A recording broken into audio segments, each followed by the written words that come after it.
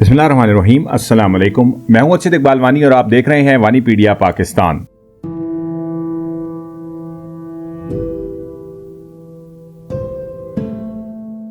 इस्लामाबाद से 80 किलोमीटर के फासले पर कोह हिमालय के ज़ेरी पहाड़ी सिलसिले शिवालिक में एक ऐसी जगह वाक़ है जहां फितरत एक शानदार मंजर में जलवागर होती है। तहसील कहूटा के गांव नड़ के पास दुनोई रिज की रेत के पत्थर की चट्टानों में बुलंदी पर वाक़ ये मंजर है पंजपीर रॉक्स का, जहां करोड़ों साल की अर्दियाती तारीख ने इसको ये मौजूदा खूबसूरत शक्ल अता की है। इसी रिज पर थोड़ा सा आगे टावर के साथ बरतानवी दौर का बना हुआ एक फॉरेस्ट रेस्ट हाउस भी मौजूद है, जबकि इस जगह का नाम पंजपीर पांच पीरों की बैठक की वजह से मशहूर है, जो यहां बैठकर खुदा की इबादत किया करते थे। सतह समुंदर से इस जगह की बुलंदी 6000 फीट के करीब है और यहां से न सिर्फ सामने दरिया झेलम और कश्मीर, बल्कि पीर पंजाल का बर्फानी पहाड़ी सिलसिला, मंग, थोराड़, मलोट सतियां, कोटली सतियां, पतरियाटा और मरी भी साफ दिखाई देते हैं। यहां तक चौड़ी सड़क बन जाने की वजह से अब ये जगह सयाहों में बेहद मकबूल होती जा रही है और छुट्टी के दिनों में अमूमन यहां टूरिस्ट का रश होता है। गुज़श्ता दिनों Islamabad model post graduate college H8 के शोबा जोग्राफिया और अंग्रेजी ने भी बीएस के तालिब-इल्मों का एक मालूमाती और तालीमी दौरा यहां का रखा, ताकि इनको इस इलाके की अर्दियाती तारीख, जोग्राफिया, चट्टानों की साख्त, मौसम और आबो हवा, जानवर, नबातात, तारीख और सकाफत से रोशनास करवाया जा सके।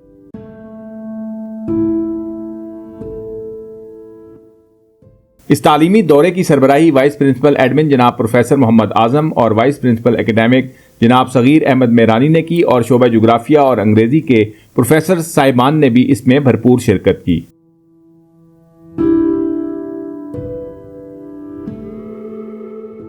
तो चलें इस सफर में हमारे साथ और इस्लामाबाद के कुर्बो जवार में वाक़ खूबसूरत इलाकों को एक्सप्लोर करें।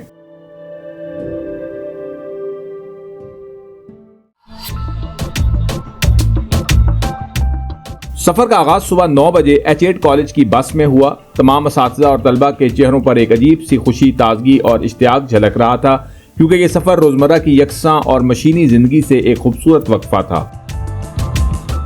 तदरीसी लेक्चर्स, हाज़रीन और निसाबी मसरूफियात के मुसलसल बहाव से निकलकर फितरत की आगोश में चंद लम्हे गुजारने का एहसास ही दिलों को हल्का कर रहा था। बस के अंदर कहकहों, सरगोशियों और ख्वाबों की हल्की हल्की लहरें फजा में घुल रही थीं।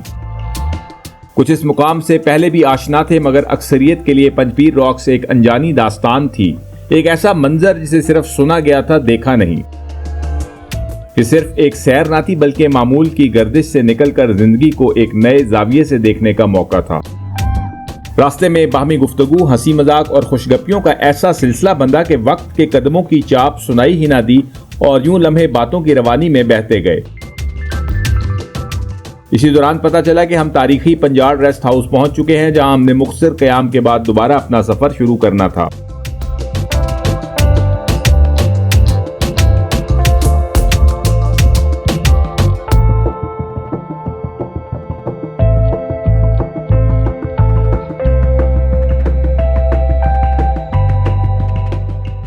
बस से उतरने के बाद असातिज़ा और तलबा पंजाल रेस्ट हाउस की सिमत बढ़ने लगे।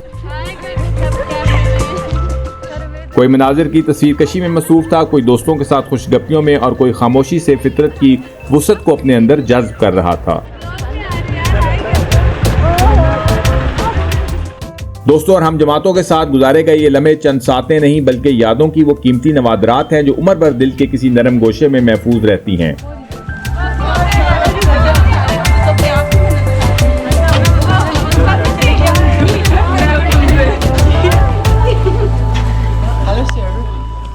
साथ चलते कदम, कह कहे बेसाख्ता जुमले और एक दूसरे की मौजूदगी का एहसास, ये सब मिलकर एक ऐसे लम्हे को तख्लीक करते हैं जिनको वक्त की गर्द भी मिटा नहीं पाती।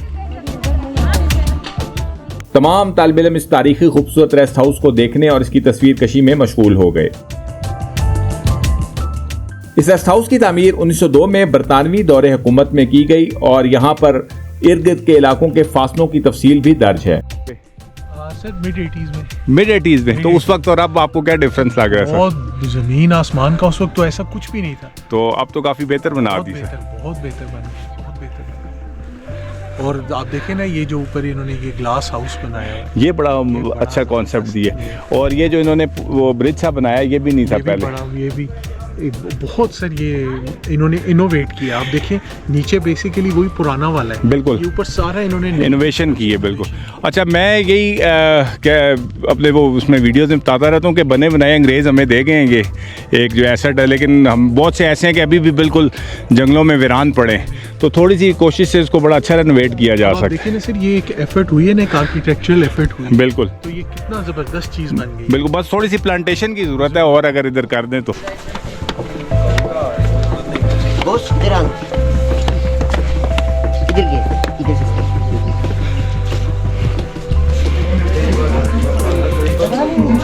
तो ये इसमें एक नया इन्होंने आर्किटेक्चरल लुक दिया, इसको सन रूम बनाया है बड़ा खूबसूरत किस्म का।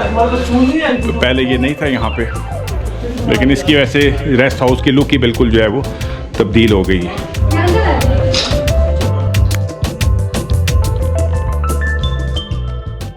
एक तरफ तो तलबा की खुशगपियों का शोर था, तो दूसरी तरफ आजम साहब, मेरानी साहब, फयाज मुनीर और उस्मान भी हल्की सी मुस्कुराहट के साथ एक गोशे में बैठे इस मंजर से लुत्फानंदोज हो रहे थे। इंग्लिश सेकंड सेमेस्टर के स्टूडेंट्स जो हैं हम उनको लेकर आए हैं आजम साहब और मेरानी साहब की क़ियादत में पंचपीर रॉक्स दिखाने के लिए। बच्चों को ये स्टडी टूर था और इसमें हमने सर्वे भी करवाना है, बच्चों से डेमोग्राफिक डाटा भी कलेक्ट करवाना है। तो इस वक्त हम पंजाड़ रेस्ट हाउस के ऊपर खड़े हैं।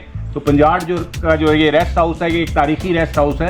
1902 में ये अंग्रेज़ों ने यहाँ पर बनवाया था फॉरेस्ट की देखभाल के लिए, और हर 16 मील के फासले के ऊपर इस किस्म के रेस्ट हाउसेज जो हैं वो तामीर किए गए हैं, जो कि आपके कागान नारान से शुरू होते हैं और फिर आज़ाद कश्मीर से, और फिर ये जो पूरा आपका कहूटा वाली बेल्ट है यहाँ से आगे तक जो है वो फैले हुए हैं। तो ये बड़े तारीखी रेस्ट हाउसेज हैं और अभी शुक्र है कि गवर्नमेंट जो है इनको प्रिजर्व करने की तवज्जो दे रही है। अगर आज से चंद साल पहले आप आते तो ये बिल्कुल एक खंडरात का मंजर पेश कर रहा था।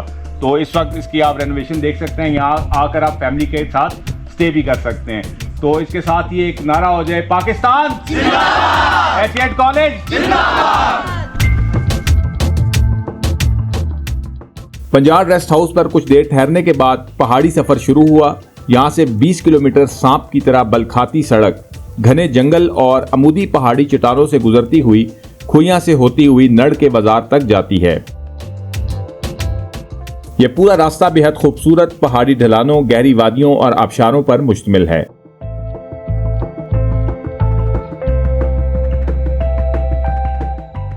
तकरीबन 1 घंटे के सफर के बाद हम नड़ बाजार पहुंचे, जहां से हमारा बस का सफर खत्म हुआ और अब यहां से आगे टॉप तक हाईएस और सुजुकी में जाना था। लड़कों ने तो उतरते ही पश्तो लोग धुन के ऊपर रक्स शुरू कर दिया, जबकि हमने मुकामी होटल पर खाने का ऑर्डर दिया ताकि पंचपीर रॉक से वापसी पर यहां खाना खाया जा सके।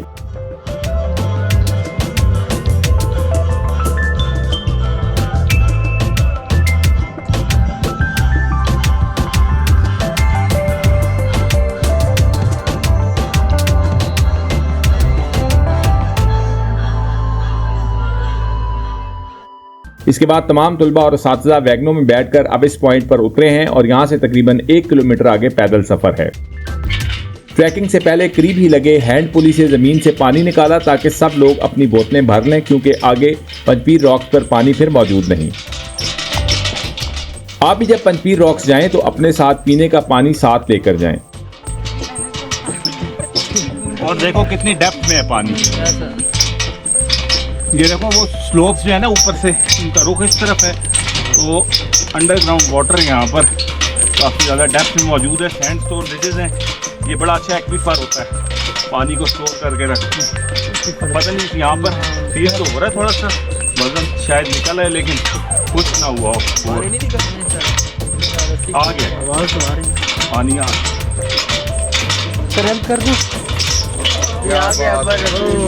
लो जी। नहीं ठीक है, साफ है पानी, किसी ने पिए कैसे। तकरीबन 20 से 25 मिनट की ट्रैकिंग के बाद बिलाखिर सब लोग टॉप के करीब पहुंच गए।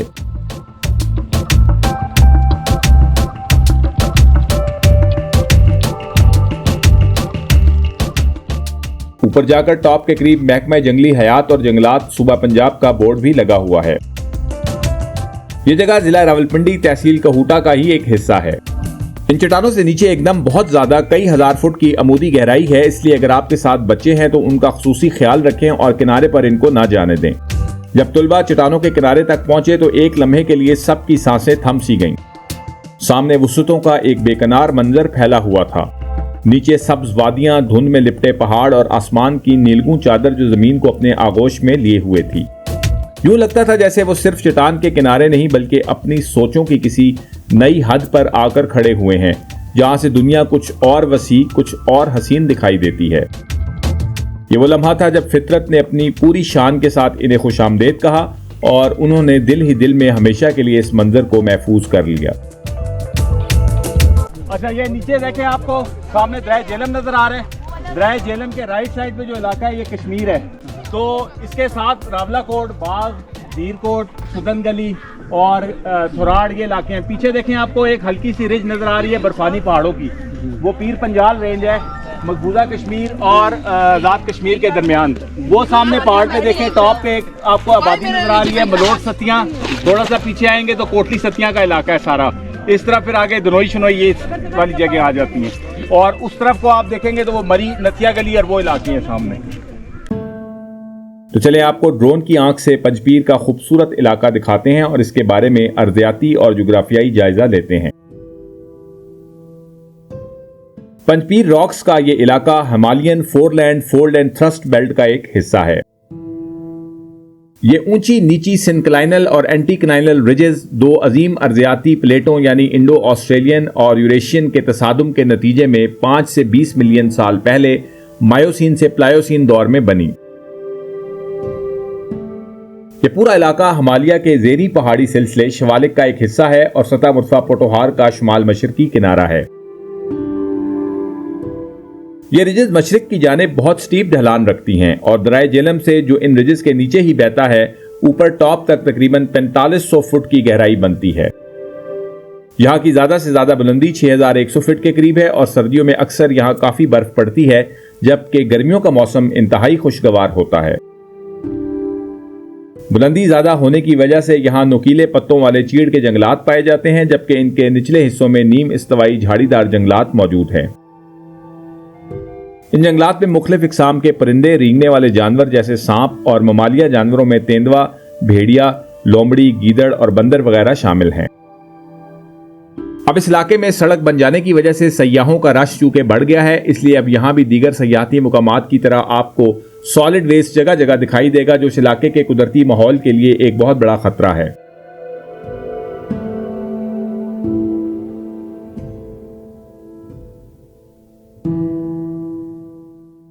अचानक मुझे याद आया कि मेरा गोप्रो कैमरा तो मिल ही नहीं रहा था, चुनांचा मैंने इसको इधर उधर तलाश कर रहा था तो याद आया कि वो तो मेरे स्टूडेंट अरमगान के पास था और उसने जो क्लिप रिकॉर्ड किया है वो आपके सामने है। सर, वानी का चैनल हाईजैक हो गया सक्सेसफुली और अब हम ऑडियंस को असल पैगाम देंगे जो कि अक्सर आपको वानी साहब के चैनल पे नहीं मिलेगा, और वो पैगाम ये है कि वानी साहब वाकई में he is a very great guy और you should definitely watch his vlogs. और वह आपको ना सिर्फ जगह दिखाते हैं अच्छी जैसे हमें दिखा रहे हैं, but he also teaches you a lot. तो कीप वॉचिंग, और अगर आपने सब्सक्राइब नहीं किया तो सब्सक्राइब भी कर दें। तो चलें ड्रोन भैया को वापस बुलाते हैं और नमाज अदा करने के बाद वापसी की तैयारी करते हैं, क्योंकि होटल में खाने का ऑर्डर भी दिया हुआ है और यकीनन सबको सख्त भूख भी लगी हुई है।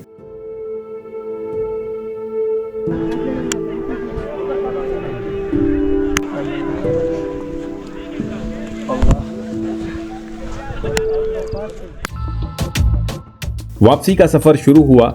सबके दिलों में एक अजीब सी तमानियत थी।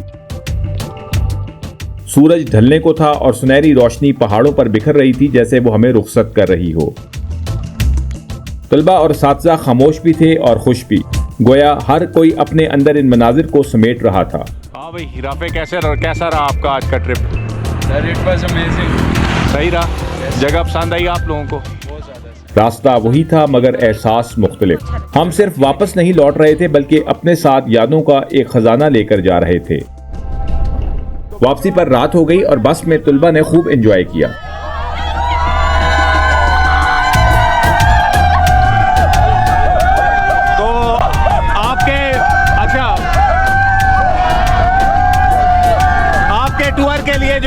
से ज़्यादा जो कोशिश की मेरानी साहब और आज़म साहब ने की है, तो उनके लिए कोई क्लैपिंग होगी। मेरानी साहब और आज़म साहब के लिए क्लैपिंग टूर के लिए। अच्छा जी, अब आपने क्या करना है कि एक गाना डेडिकेट करना है। सबसे पहले आज़म साहब के लिए एक गाना डेडिकेट करें।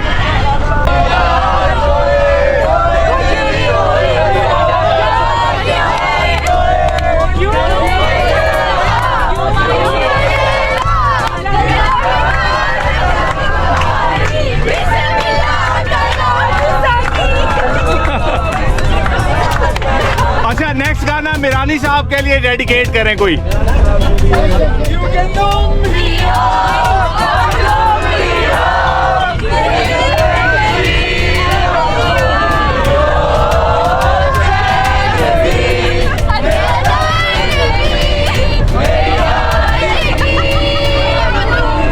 अच्छा, अब नेक्स्ट गाना नाज़िर शद्दान साहब के लिए।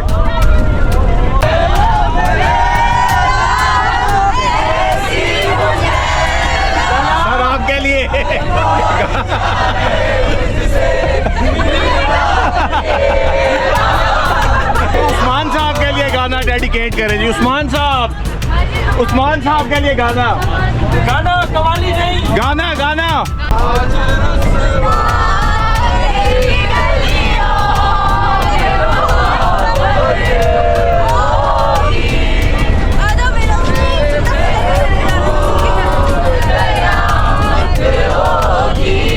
अच्छा, नेक्स्ट गाना दानिश अब्बासी साहब के लिए।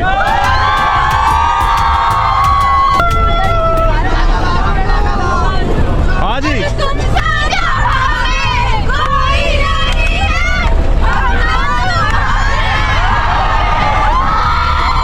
अब मुनीर फयाज साहब के लिए।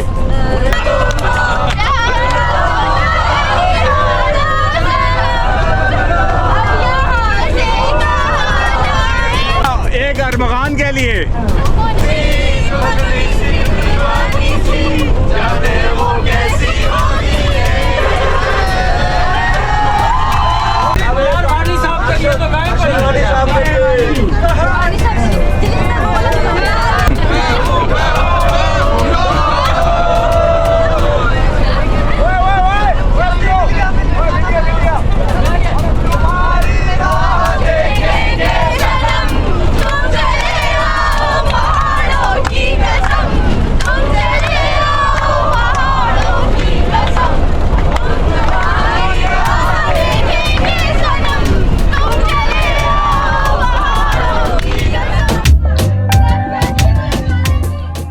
बस में झिलमिलाती मोबाइल लाइट्स और हाथ हिलाते हुए तुलबा का मंजर यूं लग रहा था जैसे यादों का एक रोशन काफिला अंधेरे रास्ते पर अपनी रोशनी बखेरता हुआ आगे बढ़ रहा हो। एक ऐसा इख्तिताम जो दरअसल एक खूबसूरत याद की शुरुआत था।